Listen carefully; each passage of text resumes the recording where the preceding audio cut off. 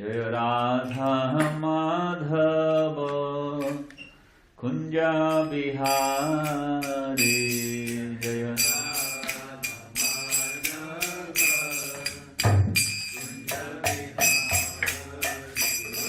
Jaya Radha Madhava Kunja Bihari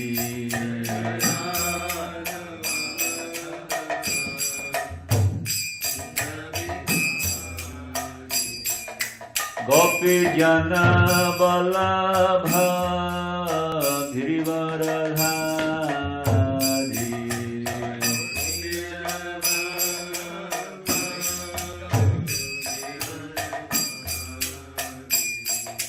Gopi Jana Vallabha Girivaradhari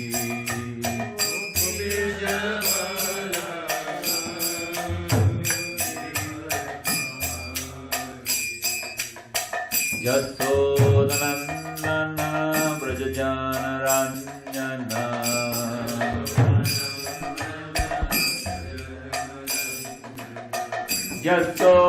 Yasodhanandana Brajajana Ranjana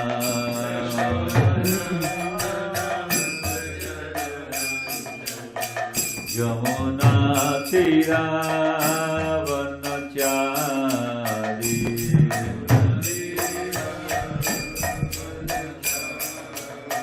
Yamuna Tira Vanachari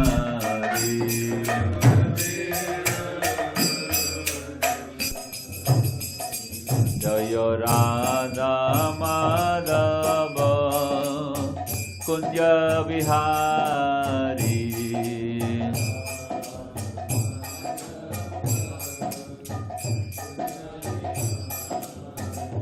Jaya Radha Madhava Kunja Bihari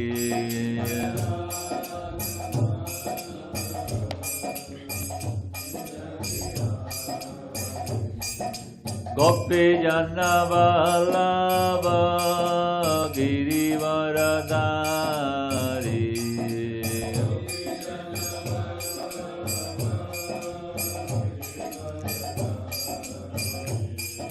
Gopi Jana Vallabha Girivaradhari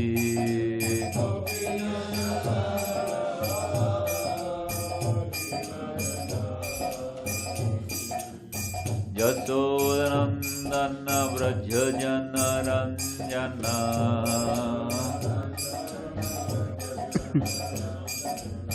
Yasodhanandana Brajajana Ranjana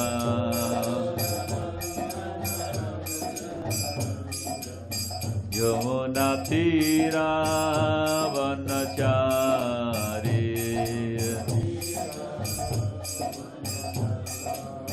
Yamuna Tira Vanachari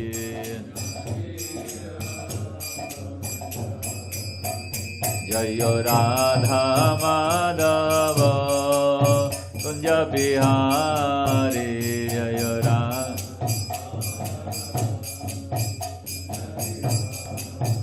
Jaya Radha Madhava Kunja Bihari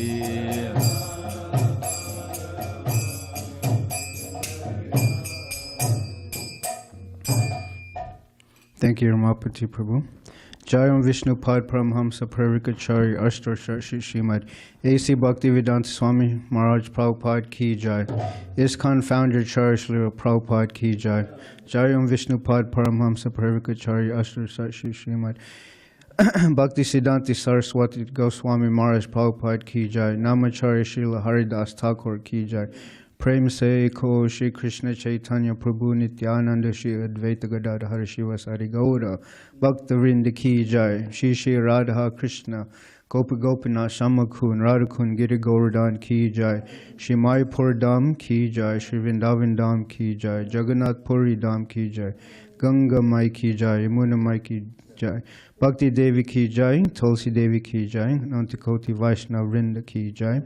Grantaraj Srimad Bhagavatam ki Jai, Samaveda Bhakta Vrinda ki Jai. Gaura Premanande. All glories to the assembled devotees. All glories to the assembled devotees. All glories to the assembled devotees. All glories Shri Guru and Shri Gauranga. All glories to Srila Prabhupada. Narayanam Namaskritya Naram Chaiva Narottamam Devim Saraswatim Vyasam Tato Jayam Udirayet Nasta Praisu Bhadreshu Nityam Bhagavata Sevaya Bhagavat Uttama Shloke Bhaktir Bhavati Nashtaki Om Namo Bhagavate Vasudevaya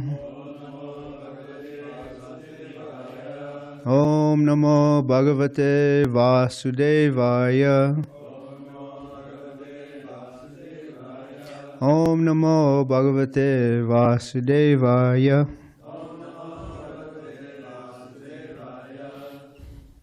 So this morning we'll be reading from Srimad Bhagavatam, Canto 8, Chapter 12, Text 13.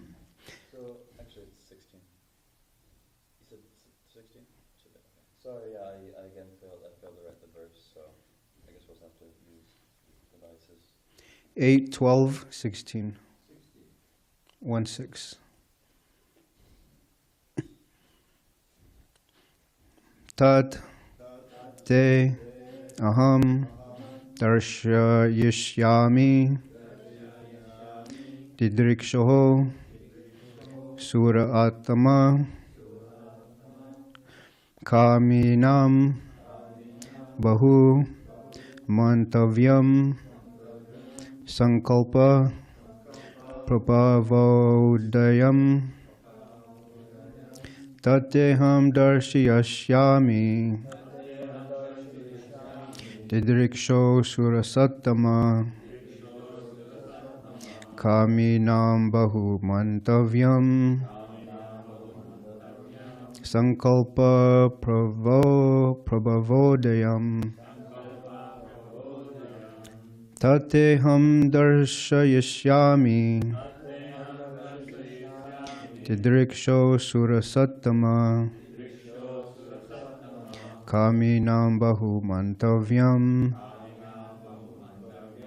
sankalpa prabhavodayam tateham darshayishyami didriksho surasattama kaminam bahu mantavyam sankalpa prabhavodayam.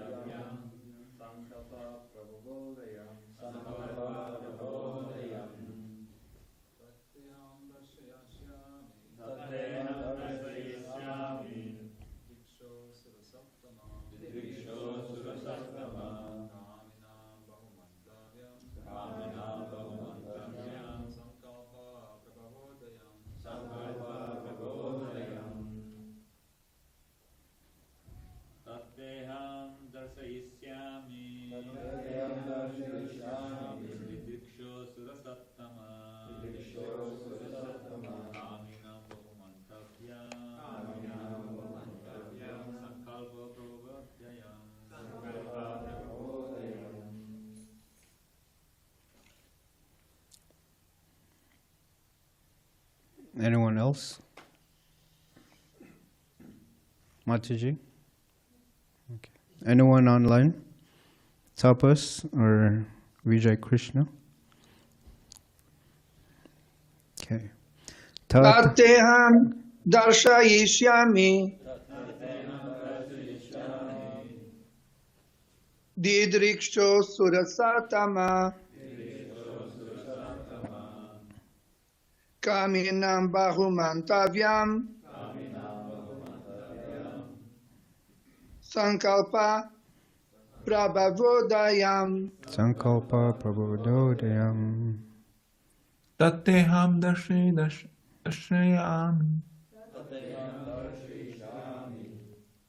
didriksho shurashattama kaminam bahumantavyam sankalpa prabodayam.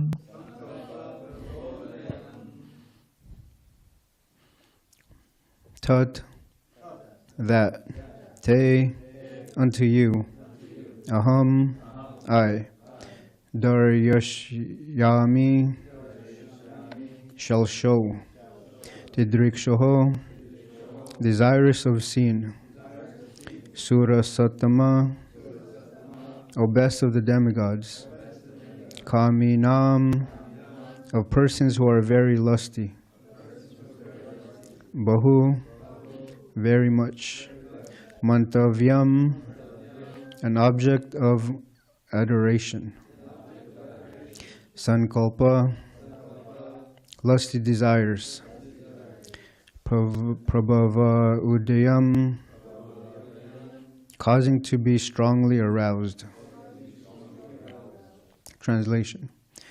O best of the demigods, I shall now show you my form that is very much appreciated by those who are lusty.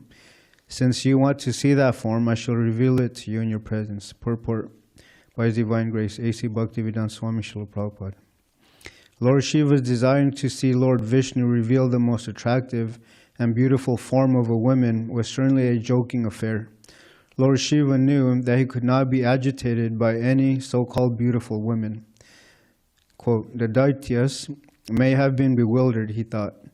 But since even the demigods could not be agitated, what to speak of me, who am the best of all the demigods? However, because Lord Shiva wanted to see Lord Viṣṇu's form as a woman, Lord Viṣṇu decided to impersonate a woman and show him a form that would immediately put him in an ocean of lusty desires. In effect, therefore, Lord Viṣṇu told Lord Shiva, I will show you my form as a woman, and if you become agitated by lusty desires, do not blame me. The attractive features of a woman are appreciated by those who are affected by lusty desires. But those who are above such desires, who are on the platform of Krishna consciousness, are very difficult to bewilder. Nonetheless, by the supreme desire of the personality of Godhead, everything can be done. This was to be a test of whether Lord Shiva could remain unagitated.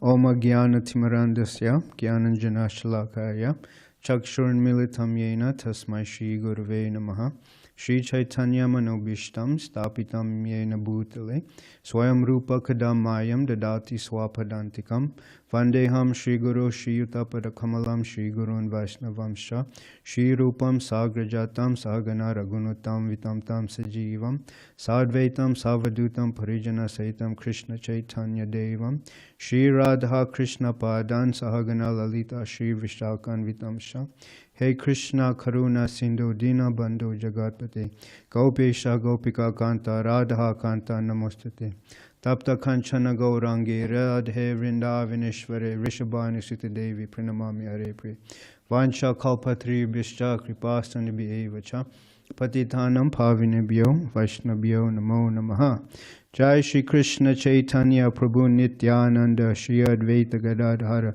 Shivasari Gaura Bhaktavinda Hare Krishna Krishna Krishna Hare Hare Hare Rama Rama Rama Hare Hare. Hare Krishna. So today I'll speak on Nirjali Kadashi. So Nirjal Ekadashi is also known as Bhima Pandava Nirjal Ekadashi. Does anyone know the story? So Bhima, he approached Vyasadeva, Srila Vyasadeva, and he said, you know, my brothers, as well as Draupadi, they're very religious.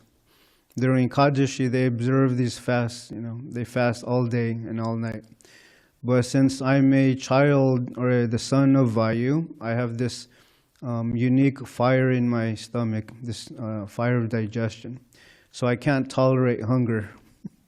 So he asked Vyasadeva, what can I perform in order to receive the merits?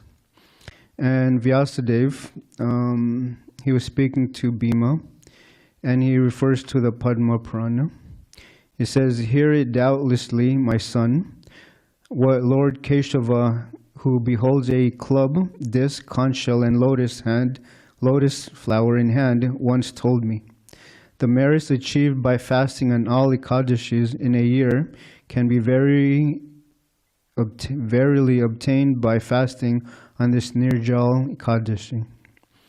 So those that might have forgotten or failed to fast from grains from previous Ekadashis, today is that day to fast. And Srila Prabhupada says that according to Shastra, drinking water is also taking food.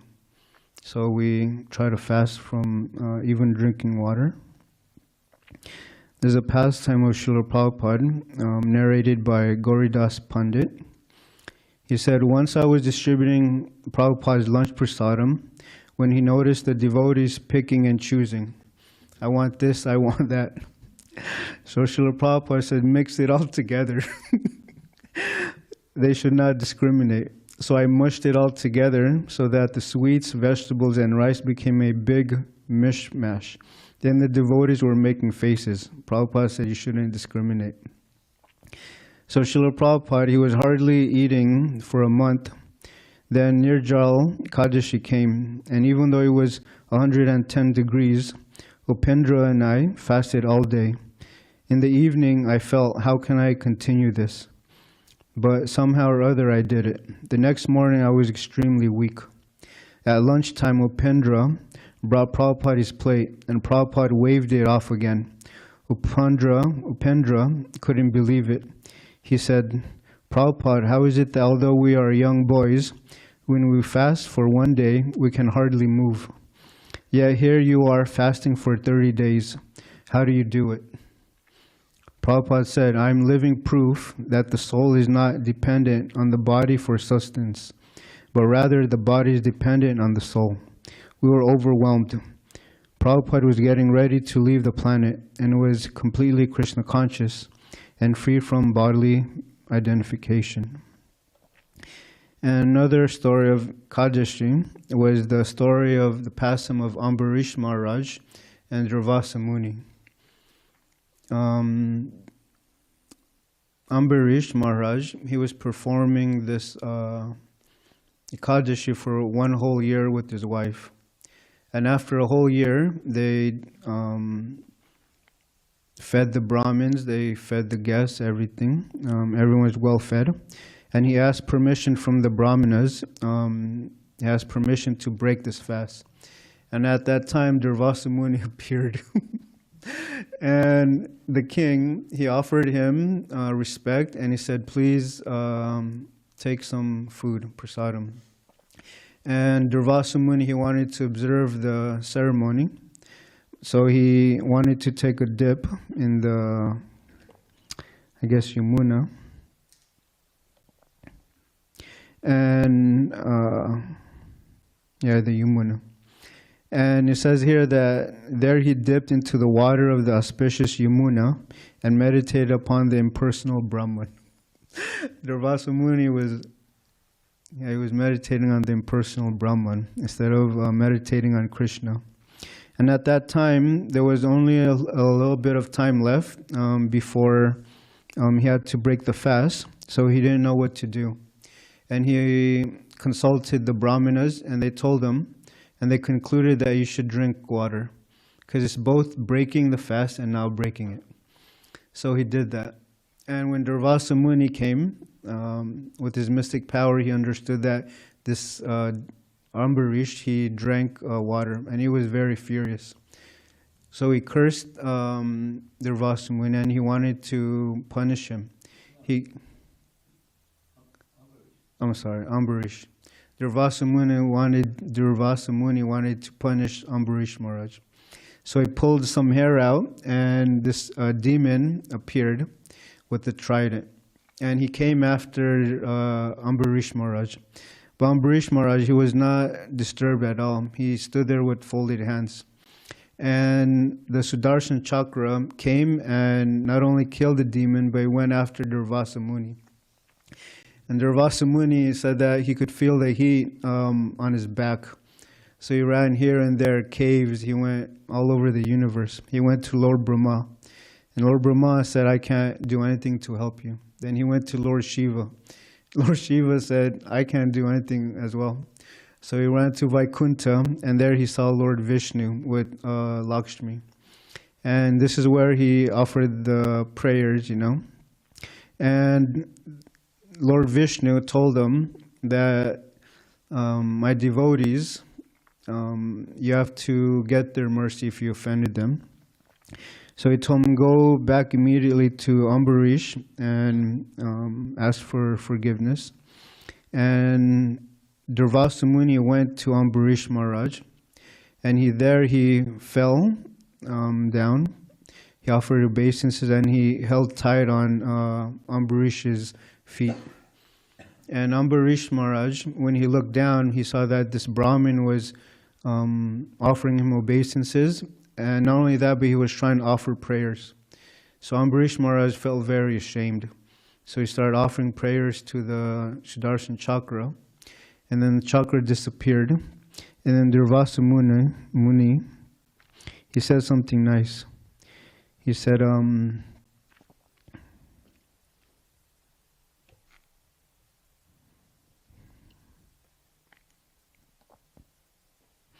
Durvasa Muni said, my dear king, today I have experienced the greatness of devotees of the Supreme Personality of Godhead. For although I have committed an offense, you have prayed for my good fortune. So this is the mood of a pure devotee. He can forgive even those who have greatly offended them. So that's a little bit of Kadashi. So Bhagavatam class, Balaram Prabhu, he mentioned that the senses are always wanting to come in contact with their objects. The ears like to hear nice things. The skin wants to touch something. The mouth wants to taste some nice food. And the eyes, they want to see beautiful objects. So this attraction between man to a woman is natural. And sometimes in the Bhagavad Gita, Krishna says that there's happiness in the mode of passion. And in the beginning, it may taste like nectar. And then the end is poison. A few days ago, I hope I'm not stomping on anyone's foot, but one devotee gave me such good advice. Do you want to hear it? Yes. He said, don't get married. Huh? I'll tell you after class, you know. So he said, don't get married. So I was thinking about this verse, how in the beginning, you know, it may seem like it's all love. In the end, it causes distress and suffering like that. So Lord Śiva, he was very eager to see this form of Mohini Murti. And in one sense, he was a little proud.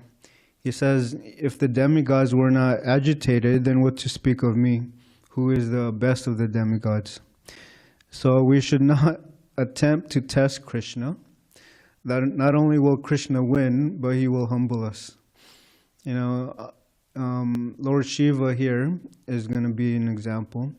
And also King Indra, he was another example where Krishna humbled, as well as Lord Brahma. There's these pastimes in the Krishna book. And Krishna does this to curb our pride and arrogance. And an interesting thing is that Chaitanya Mahaprabhu, who is Krishna himself, he's teaching us that he says, my mind is disturbed even by seeing a wooden doll of a woman. So we should not think that we're so advanced that we have conquered sex desire. Srila Prabhupada, he was with his spiritual master, Srila Bhaktisiddhanta Saraswati Thakur, and a female disciple wanted to speak to Srila Bhaktisiddhanta Saraswati Thakur in private. But his spiritual master, Srila Bhaktisiddhanta Saraswati Thakur, he said, whatever you have to say, you can say in front of my disciples. He was very strict. He knew that, it says that one should not be alone with one's mother, sister, or daughter, because even that will arise some desire in the mind. So he was very strict not to be alone, or for a renounced person to be alone with the woman. It's not a good thing, And even when one is in the association of the Supreme Personality of Godhead, one can still fall down. Amazing. And this reminds me of the pastime of Krishna Das. He was the Brahmin assistant of Chaitanya Mahaprabhu. And when they were traveling, they came in contact with the Bhattaharis. And Srila Prabhupada described that the Bhattaharis, they're like nomads. They set up their tent and then they travel here and there. And what they do is that they lure women, and then that's how they get their communities to become bigger. They use women to attract men, and then that's how they get them. So Krishna Das, he happened to be in this part of town, and he was allured by one of the women. And Chaitanya Mahaprabhu, he went there, and when they saw Chaitanya Mahaprabhu, they actually wanted to hurt him. They took out their weapons. And many people, I was speaking to Tapas Prabhu, and he didn't know this pastime, but this is one of those interesting mystic powers of Krishna. These weapons, they dropped from their hands, and their own weapons began to cut them and hurt them, So the Bhattaharis, they fled in fear for their life. And says that Chaitanya Mahaprabhu had to grab Krishna Das by the hair and drag them, So there's an interesting point that even if we're associated or having association with even Krishna himself, we can still fall down. So one should not be very proud.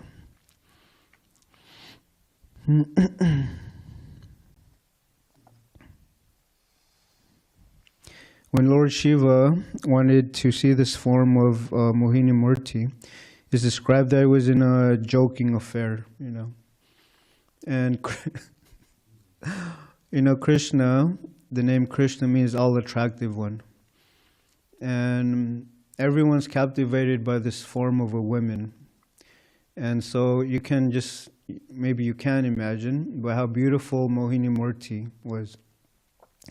And when, I don't want to go past my the verse, but later on it's going to describe how Lord Śiva, he was completely bewildered and attracted to this form. Mohini Murti appeared as a young woman bouncing a ball. That's not really significant, but if Krishna is doing it, it's very strong,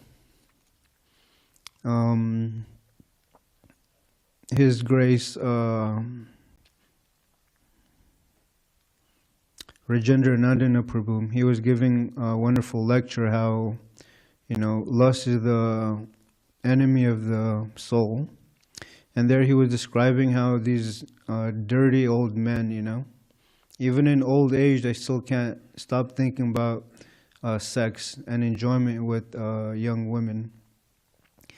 And I was thinking about this. Vijay Prabhu, he was giving a class, and someone asked him, how do you remain strong in book distribution? You know, you're out there on the field and you see pretty girls all the time, you know. How do you remain sober? Something like that. Does anyone know what Vijay said? What did he say, Balaram Prabhu?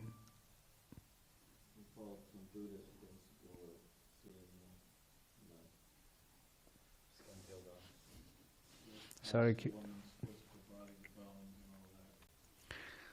Does anyone have that mic? I'm sorry, Balaram Prabhu. Okay.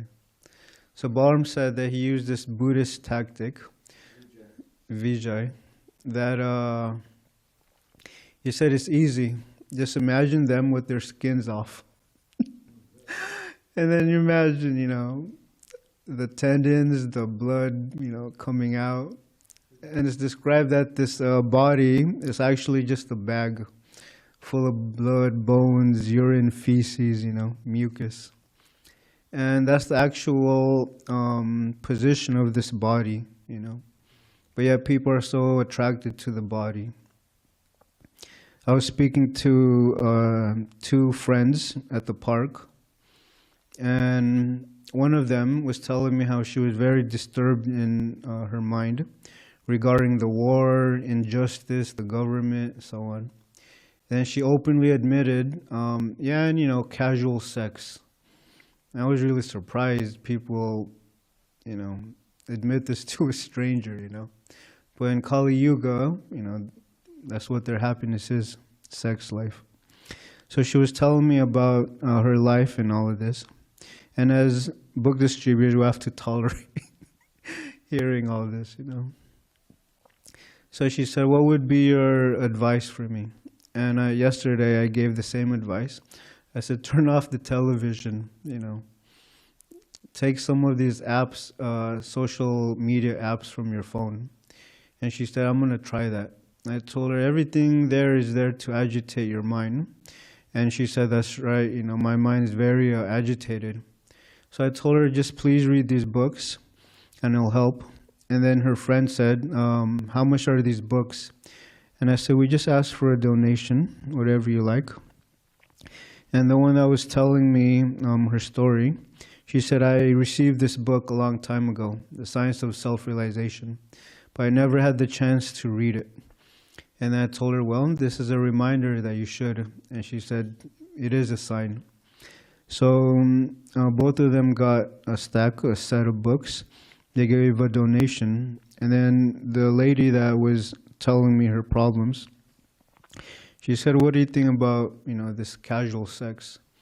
And I said, well, it means that there's something missing in your life, and you try to fulfill it with meaningless sex. And then the friend, she just started laughing, and she said, that hit the spot, you know. And most people, they may fall into this category. You know, people are very lonely, therefore they seek someone else to fulfill that need. And I shared with her a few teachings from the Bhagavad Gita, and they appreciated it. And then before they left, they said, what is your name? And I said, my name is Govardhan. And they introduced themselves, and then they said, if you're ever in Utah, please come by. You know, we have this club there, and we would like for you to maybe speak on the teachings from these books. So it was a nice interaction. And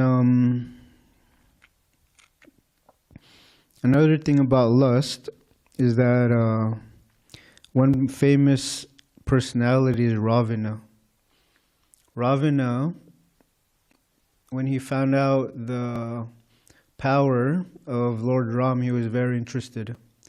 And he went to Maricha. And well, before this, one of his demons told him, you can't overpower Ram. He said, it's impossible. I've witnessed his strength. He said, but there is one way where you can overcome him. And then he said that he traveled, or he went to the forest with his wife, Sita. And she's very beautiful. He started describing the beauty of Sita Devi. And this really captured the mind of Ravana. So he was planning how to steal Sita. So he went to Maricha. And Maricha, he said something to Ravana. He said, "But by what enemy in the guise of a friend have been tendered? Have you been tendered this advice to steal Sita?" You know, because Maricha, what had happened was he went with 2 other demons, and Lord Ram fought, and he described he was just a boy at this time. And Lord Ram shot this arrow, and Maricha flew 800 miles away. And he said, from that time, whenever he hears someone say a word beginning with R, he starts shivering, you know, out of fear. So he told them, who have you offended, so that they should suggest that you should kidnap Ram's wife. That person clearly seeks to rid the world of the Rakshasas, Lord. Using you as his tool, he desires to extract a fang from the jaws of a serpent. And describe that a person on the verge of death cannot tell what is a proper discrimination. So a person controlled by lust cannot distinguish between what is right and wrong. And it's described that Ravana himself, he took pleasure in enjoying other people's wives. So when his sister and this other demon told him about Sita, he couldn't help but, you know, just have this desire to enjoy Sita. Even when they advised him, you cannot win against Ram. But he still wanted to pursue this. Okay, it's almost time, so I'll end with one sweet Sankirtan story. You know, sometimes I forget that I have a twin brother, unless someone mentions a twin, you know, or family like that. So there was this lady, she passed my table, but she was looking at the books. So I called her over and I said, please look at some of these books, you might like them. So she ignored me, and then I saw that she said something to her mother and sister, and they came back to my table. And I told her, you look like a person that loves reading. And she said, I love to read, and so does my sister. And they were very nice. They're from San Francisco. One is studying to be a nurse, and then the other one into finance.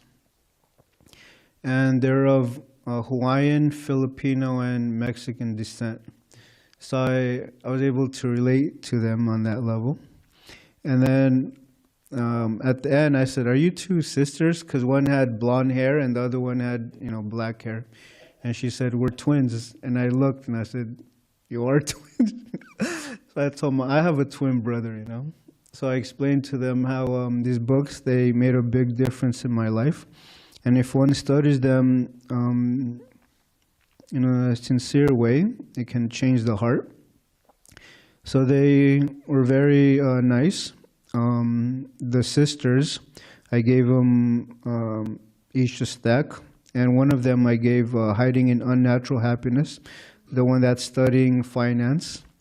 And I told her, in this world you'll be told that you need this to be happy, you know, that to be happy. So I would like to give this to you as a gift to save you from a lot of unnecessary endeavor. And I gave the other twin the journey of self-discovery, because she was the one that was more curious. It sounded like she was really interested in spiritual life. And then the mother, she just stayed quiet throughout the whole time. And then she saw the beads, the japa beads. So she said, can you explain a little bit about these beads? So I told her that silent meditation, it's very difficult in this age, and it's not the recommended process for meditation. So I took hold of the beads and I was chanting for her, and I explained that when you're doing japa meditation, all of your senses are engaged. The mind is thinking of the mantra, the ears are listening to the sound, the tongue is vibrating spiritual sound, and then the sense of touch is being used. And I told her that there's no room for the mind to wander. So she said, I would like to try this. And they gave a very nice donation, so I gave it to her. I took a photo. And before they left, they said, "Thank you so much." You know, they said we didn't know what we will find here at the park, at Balboa Park, but we're glad that we met you. And then I gave them a bag for their books.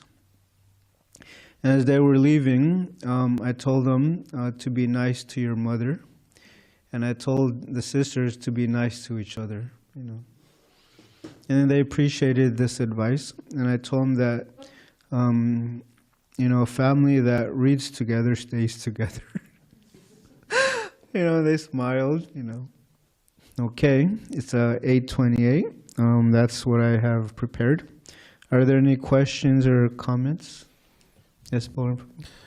Sometimes amongst men, married men, I haven't really heard it amongst married women, but maybe they just haven't expressed it to me. And maybe it's, I don't know, maybe just men, they're like expressing, but sometimes, which I don't know, sometimes I feel it's like, geez, like if their wife and children heard this, it seems like it's kind of like offensive, you know, like sometimes I've heard, I mean, I'm sure a lot of the men here have heard amongst married men who, a lot of them are still married and, you know, still kind of devotees. And they say something like, yeah, you know, just, yeah, you know, the brahmachari days were so good and this and that. It's like lamenting about getting married and how, yeah, you know, if I didn't have a wife and I didn't have kids and stuff, it's just, but it's like, it's almost like offensive. It's like, I mean, it is offensive. It sounds, anyways, to me that it's like sometimes it's very strange, actually. People have children. Talk about unwanted population, right? People have children, and then sometimes the parents, right in front of the children, they say something like, "Oh yeah, you know, we really weren't planning, you know, you." They kind of like make fun of their existence. How we kind of, in a sense, you know, wish you weren't here type of thing. It was a bit of an accident, you know. So, I mean, I don't know if Laudley wants to comment on it, but it's like, do you hear this amongst women sometimes? Do women like say, "Oh yeah, you know, it's like the brahmachari days," and like, you know, it may, you know, if I didn't marry, like I didn't have my husband and my kids, like did it? Can someone pass her the mic, please? Sorry, Mataji. Tapas will chastise us if we don't use it. I always look back to the brahmachari days as very blissful and fulfilling a need in my spiritual life. But as a developing human being, I could see marriage is very important for women, and it's very important for men psychologically because it is a protection. But anything we do in the material world is going to have some strife and some struggles. And I think in marriage, as long as you're trying to individually keep your ego at bay and you always see your spouse, I married this person because he is a wonderful servant of Krishna, and that's what I want to support. I'm not here to support his ego, and he's not here to support mine, because we will feel that internally. We don't need to tell each other, dude, your ego's way out of control. I mean, no man wants to, you know what I mean? So I think if we as individuals see our spouses as, this is a servant of Krishna, and I want to support that, because that's why I married this person, because he was a really beautiful devotee of Krishna. And I'm sure, you know, I think I can totally hear my husband saying back in the kitchen, "Man, guys, don't get married," because he takes on a lot of responsibility. You know, he has a lot of responsibility, but he does it daily. He puts his boots on and shows up. But I could totally see him with the boys, like, dude, don't go down this road. But I think at the end of the day, he's happy in this ashram because it's going to get us ready for the next ashram, where we will be slowly going apart from each other. But we always want to wish each other well on our journey back to Godhead, and that is the goal of married life. Amen. Do you hear amongst women, though? Oh, I'm sorry. Saying, "Oh yeah, you know, like kind of like that thing with men saying, oh, if I didn't have my wife and my kids, like." I don't hear that so much. I don't hear that so much because I really, I don't hear that outwardly. I mean, sure, everybody has a pet peeve. God, I wish my husband didn't do that. You know, why doesn't he have some self-reflection and not do that anymore? You know, but I really believe women feel a psychological and physical protection with the husband, and I think vice versa, if it is seen properly. And I mean, we can complain all day long about the material world, but what's the goal at the end of the day, right? I don't know if I've answered your question. No? Okay. Thank you very much, Mataji, for your contribution. That's exactly what Srila Prabhupada said. He was speaking to his householder disciples, and he said, you should always remember that your wife is a maidservant of Krishna, and you should see her that way. And then he turned to the wives and said, you should always remember that your husband is a servant of Krishna. And this way you serve together. Also, another thing is like when we talk about, okay, man and woman, they shouldn't speak alone to brahmachari, and I think grihastha also is talking alone, but other women besides his wife. But now, much of the instructions need to be adjusted, you know, due to time, place, and circumstance. I mean, this, of course, it's you don't change it. It's understood you don't do that. But now there's a cell phone. You know, don't talk with a woman alone. So, what about that cell phone? Do you have some thoughts? Hasi Grami Prabhu would. Oh, Hasagrami he raised his hand. Quick, huh? Yeah, the only thing I'll mention here is actually Kalakanta, actually over at Krishna House, because they're in a situation where they have a brahmachari and a brahmacharini ashram, and also they have college students who are interested in Krishna consciousness but are not as fully committed, maybe. So you have like an interesting like mix of people there. And actually, how long did you live there? I didn't actually live there. I lived next door. What? 4 years. But yeah, it's been that long. So basically what he would do actually was he actually had a policy where there was not supposed to be any private messaging between any men and guys and girls. So he thought that out as well. Mm-hmm. So they do have a group chat. So if a guy wanted to, you know, put a message that a girl needed to hear, he could put it on that group chat, you know, if they wanted to do that. Thank you so much. Rajendra Nana Prabhu, I once asked him, you know, on book distribution, sometimes they want my number to stay in contact, and I told him that, you know, but they're Matajis, you know, what should I do? And you know how he does his laugh, you know? He said, he looked at me, you know, and he said, who are you? He said, as long as you keep it Krishna consciousness, as long as you're preaching Srila Prabhupada's message, is fine, you know, don't get too mental like that. So then, yeah, we contacted Bhishma Dev Prabhu, and, you know, we got these contact cards. It has our phone number and email, and sometimes I get messages from people that took books, you know. So, yeah, I think a group chat would be a nice idea, you know, like instead of private conversations. Yeah, there's some, you know, if you want to say love stories, real life love stories of devotees meeting, brahmachari meeting a woman out on book distribution and, you know, exchanging numbers. And then, like, I know one devotee, Nityananda Chandra, I mean, they don't mind, it's whatever, it's common knowledge, but he met his wife, you know, to be out on book distribution. That's kind of like she became a devotee. So you could say it's, you know, some would say, oh, okay, well, he didn't need to do that. He could just been a brahmachari, but maybe, most likely, he didn't, you know, need that. But that's maybe you could say more in a positive sense, if you want to look at it like that. But sometimes in a negative sense, also, you know, there's exchange, and she's not a devotee, and then, you know, married non-devotee, it's a whole problem. But in some ways, speaking with the opposite sex on the phone is, you know, especially if people, you know, right there on the, you know, voice is right in your ear, you know, it's like, talk about close contact, you know, the voice. What about FaceTime? Yeah, that's all another thing. So, anyways, that's another thing.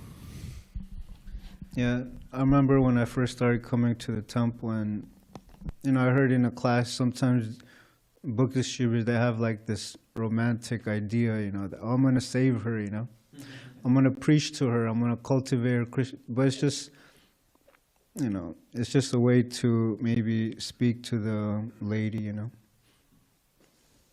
like you said, sometimes it doesn't end with a happy story, They end up leaving the movement and they fall down and so many things like that. Anything else? Okay. Thank you for your time and attention. Granth Raj Srimad Bhagavatam ki jai. Srila Prabhupada ki jai.